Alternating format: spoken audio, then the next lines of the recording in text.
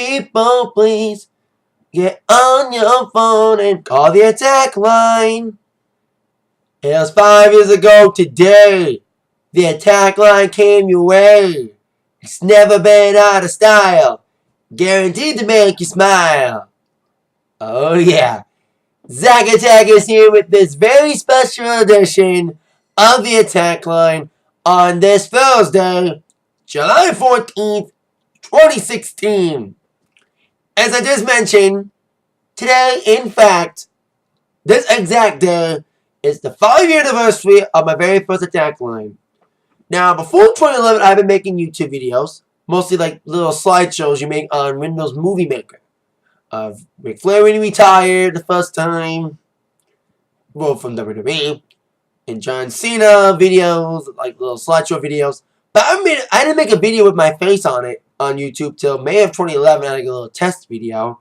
But my first Wheel Attack video was on Thursday, July 14th, 2011. And I called it at the time the Attack Show. But then on the 15th of July, I named it the Attack Line. And the name has stuck since. The Attack Line mostly focused at the time on both sports and music, pop culture stuff. I've separated them both in 2013. I have the Attack Sports. And there will be an Attack Sports. They'll be up as well. But the Attack Line is where my YouTube history started. So, from the bottom of my heart, I want to thank anybody who's seen any of my videos, whether it was an Attack Line, Attack Sports, any of my reviews for UFC or WWE, or even TNA when I used to make TNA reviews. And all my subscribers, thank you so much for 5 awesome years of Attack Lines and all my YouTube video escapades. So thank you so much. Now let's get down to business. Let's get to Attack business first. Reviews of the gigs I did over last weekend and the cuts I went to a few days ago. I had 2 gigs on the 9th and the 10th of July. Westfield Church was on the Saturday. It was a Grand McKay 5K. It was the 8th annual. I've done it for the last 4 or 5 years. The day and time has flipped throughout the years for this event. It used to be Saturday mornings, but it was always too hot and not much showed up. And then last year, it was on Thursday night. And this year, it was on Saturday night, which I thought was the better move. To have it on Saturday night. And it was good weather for the most part. It did sprinkle a little bit. Man, it's been dry in Michigan. So we got some rain over the last couple of days. So, yeah. You know, rain is a good thing, as Luke Bryan would say. Even though it rained during the one, we still had a great time. You know, great turnout. Great turnout. Great crowd, decent weather. You know, even with the rain, it was still great. At least rain didn't last long. So, there you go. Great day on Saturday. Great Westview fun event. For the Grand McKay. Be back there in the fall. The DJ every weekend from Labor Day to Halloween. Now, I had a grad party on Sunday night. Yeah, like Sunday afternoon, early evening. It was a grad party for a girl named Hannah in Mount Clemens. I did a grad party on that street that it was at, Lodwick, on a couple weeks ago in June. And people saw me at that party. They're like, hey, we want you. So, thanks to that one gig in Lodwick, I was back in Lodwick for this grad party. And it was fun. You know, because Sunday grad parties, for the most part, mostly laid back. No one wants to party because they got to go to work in the morning. But this party was more than I expected. You know, the last Lodwick show was more laid back because a lot more older folks. Then a lot of teens showed up to this. And it was a guys' party, too. But this party that would happen Sunday, you had some of the same people that showed up to the party a couple weeks ago. But you had a lot of new people, especially a lot of teens came in like around 8 o'clock. And it was slow going because it was really hot. It was very hot this weekend. This past weekend. Not people arrived at like 6 or 7. But by 8, all the teens came. The teens dominated the later half of the show. And they danced like, you know, Cupid, Nene, Wobble, Quan, all that stuff. And then a lot of Gay Street crowds, including this Drake song with Rihanna, which I think is better than One Dance. One Way or something. I forget the name of this song. It's from the Views album. I know that. So, and I like that song. all the other kids like Broccoli. I got that request a couple weeks ago, but I didn't play it. Now I know what it is, so I played it. This Broccoli song. So there goes. Another fun grad party this past Saturday. 2 great gigs overall. I got a gig tomorrow night, my first special week since April. I got a grad party scheduled for Saturday. So, there you go. Now, on with another thing I did. Duran Duran. I saw Duran Duran on Monday. Yeah, by the way, wrestling fans make fun of me because I wasn't at War on Monday. But I saw Duran Duran instead. It was at Pine Knob. Awesome weather on Monday. And a great show. Yet, Duran Duran, Chic, and Toki Monster was the last minute edition. Now, I like that kind of EDM stuff. Because I'm a disc jockey, of course, as you know. And she did like a little DJ set. But it didn't fit the vibe of the show. It's like when Walk the Moon opened up for the Stones. But I really would have seen an EDM DJ open up for a crowd that was mostly 40 to 50-year-old women than to see Walk the Moon open up for the Stones for a bunch of 60 to 70-year-olds. You know, Toki was like laid-back set with some ODB and Rihanna stuff, but mostly dance stuff. I like laid-back stuff to get the crowd warmed up, but Chic fit the bill. Chic was awesome with Nile Rodgers. They were terrific. You know, there's a lot of the Chic hits. I Want Your Love, Dance, Everybody Dance. Of course, the last two being Freak Out and Good Times. With Rapper's Delight tossed in, because the bass line of that song, Good Times, was used for Rapper's Delight. Even when that song started, I started singing a little bit of Rapper's Delight as a joke, but then Niall sang it. And Niall did a lot of the songs that he wrote and produced. I didn't produce a lot of people, including Bowie did an awesome version of Let's Dance, which got everybody up. And, of course, he produced Madonna's Like a Virgin album. Too bad he didn't do any, but it didn't fit. But I knew he wrote I'm Coming Out and Upside Down for Diana Ross. No, I didn't know he didn't do. No, I didn't know he did We Are Family from Sister Sledge, which I played at the grad party on Sunday. So she killed and sold a Duran Duran, even without Nick Rhodes, who was out on a family emergency and was replaced by MNDR, who filled in valiantly. Duran kicked it. You know, couple new songs tossed in for Paper Gods, opening up with the title track. But then all the hits. Wow, Boys, Hungry Like the Wolf was awesome. The Reflex, Girls on Film. Ending with Rio, which was awesome. Save a Prayer, which got all the cell phones light up. The closest thing to the Wyatt family entrance. Because all the Wyatt family come out and the people have their cell phones lit up. So, there you go. And I was happy they did Notorious and 2 of my favorite songs of theirs that are less common. I Don't Want Your Love and the cover of White Lines from the Grandmaster Flash Furious 5. I saw Furious 5. They didn't even do White Lines. But Duran Duran did. And they kicked it on that song. They even did Come Undone, Ordinary World. A lot of great songs from them. So it was an awesome show. Even with the sling, I danced my ass off to that. Especially during I Don't Want Your Love and White Lines. So there you go. That's my gigs, my concert I went to. And now, all of the entertainment happenings. Starting with your #1 movie. The reign of Finding Dory ended by another animated movie, The Secret Life of Pets, opening up with a big opening on $104 million. I think Finding Dory made more in the first week. Because how much did Finding Dory make the first week? 135. You know, it's been #1 for 3 weeks. Ended by Single Love Pets did pretty well. Well, great opening. Great reviews across the board. While the movie, the slapstick comedy known as Mike and Dave New Renegades was kind of a bum, only making $16 million. Especially going up against Single Love Pets. But now the highly divided Ghostbusters pre-reboot comes out tomorrow. We'll see how that one does. And see if the backlash will translate into bad ticket sales. A lot of people are not too happy about the reboot. And not because it's all female, because the humor's not there. But some reviews are going out that saying I'm more positive. Or more people are saying they're getting paid to say it so people can see it. And hiding their true opinions. So, there you go. Now with Billboard #1s. We got a new #1 album at last. Well, we need a new #1 single though. But we have a new #1 album, and it's Blink-182. Wow, what year is this? 2001? That was the last year they were #1 with Take Off Your Pants and Jacket. Even without Down the Law, the new album California debuted at #1, ending the long streak of Drake's views. So congrats to Blink on that. And even with a new #1 album, Drake still holds supreme on the #1 singles chart. Come on, we need a new #1 single, man. It's summertime. We need more bouncier song. One Dance is okay, but come on. I would have Me Too from Meghan Trainor. There's all these songs that come out in the summertime that should be hits, but aren't. Anyway, 9 weeks in a row for One Dance, which is now tied with Drake's longest #1 single. Work with Rihanna was #1 for 9 weeks as well.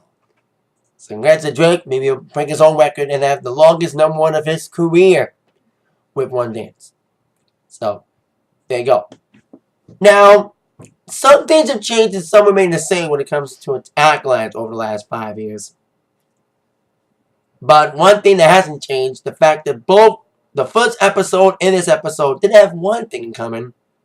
The Emmy nominations. 5 years ago today, my first thing I talked about on the Atakline was the Emmy nominations being announced.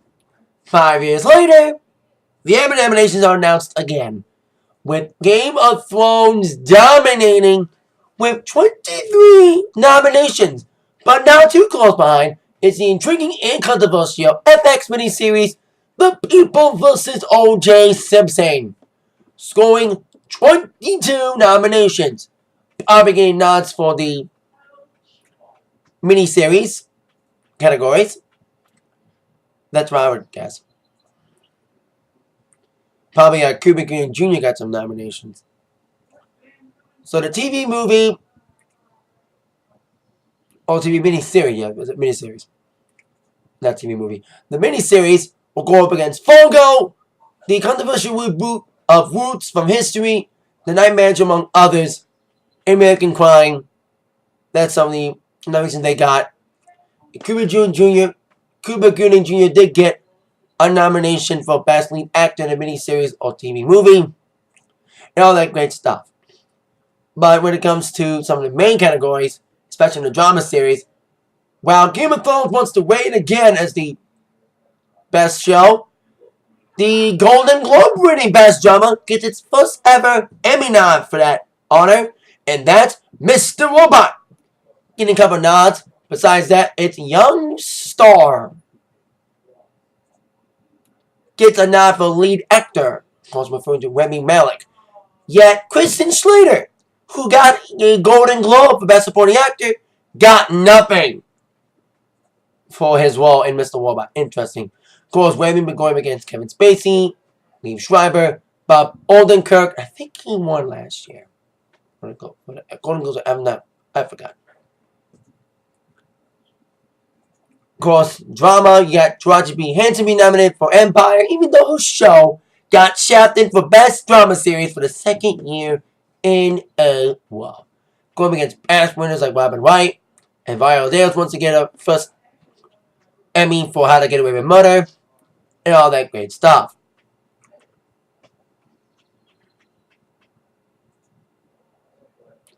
Of course, first ever nod for Kit Harington, first time ever being nominated for Best Supporting Actor for Game of Thrones. Maybe dying and coming back may have gotten him a nomination. I think it's like he never got a nomination before. His show got plenty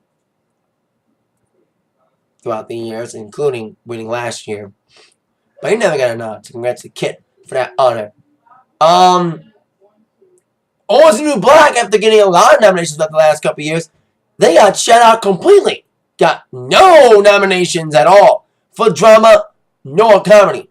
And also first time nominations for The Americans. The FX show got some nods.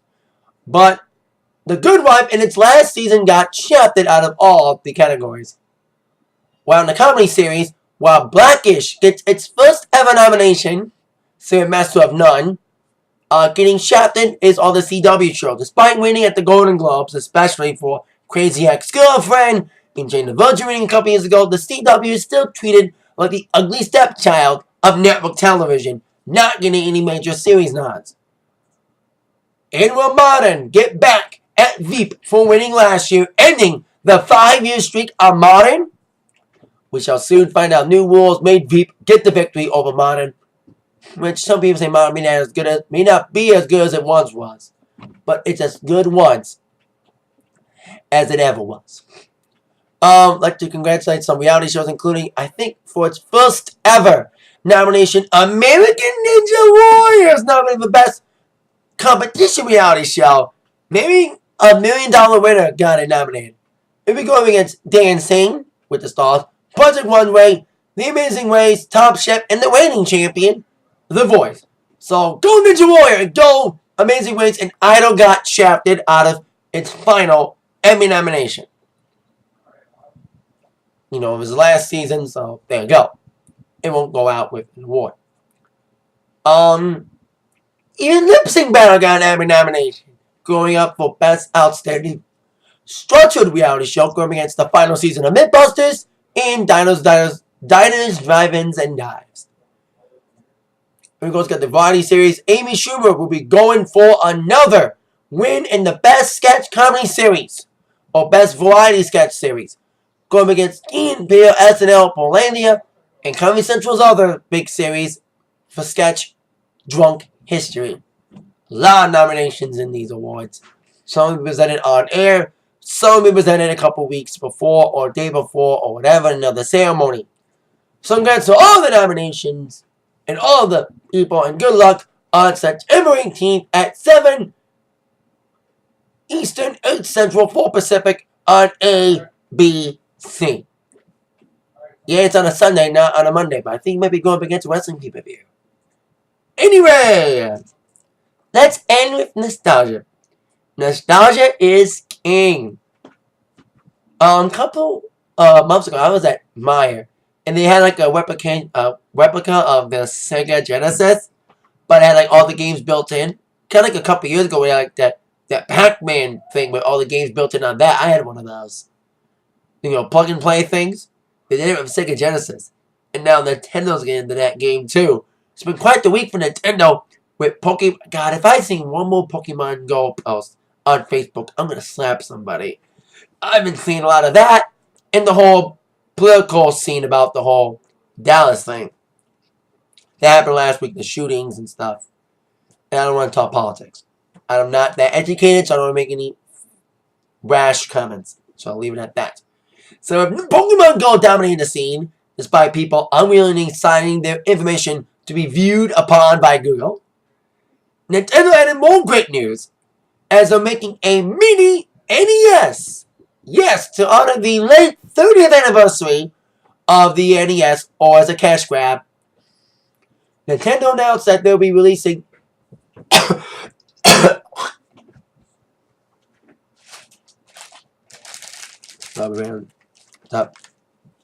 the mini NES, a miniature replica of the NES. It'll come with a classic controller. You can buy your own, and even use an older version of the classic controller. And it'll come with HDMI cable, a USB cable, but no adapter, and be preloaded with 30 games. Some of the best games in NES history. Of course, you have the Mario, the original Mario Brothers. You have Pac-Man, Galaga, Castlevanias 1 and 2, Donkey Kong, Double Dragon 2, Mega Man 2, Ninja Gaiden, Super Mario Brothers 1, 2, and 3, The Legend of Zelda, and Icarus, and inferior versions of both Techno Ball and Punch-Out! A lot of sports fans are disappointed there's not many sports games on there, and the fact that it's not Mike Tyson's Punch-Out! Or Super Techno Ball. But still, it's going to be a lot for gamers to absorb, especially since the price of this mini system is the same price as a game for one console. $60. It's coming out on November 11th. Poetically just in time for the holidays. And they also announced that mini NES can also be used to play Virtual Console NES games on a Wii U or Wii U console or Wii console. Connect the Mini NES to a Wii remote control to make the experience that much more authentic. Because a lot of people are like, some of these games are on the virtual console. More like a cash grab. But like I said, nostalgia is king. And Nintendo's feeding into it with this mini NES console coming out November 11th. So there you go with that. With that, that is it for the 5th anniversary edition of the Atakline. Thank you so much for watching throughout the years. I truly appreciate it. And with that in mind, you've been attacked by the news from Zach. See you later. Too sweet to you.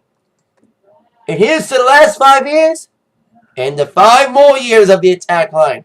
5 more years and many more than that. So thank you again. See you later.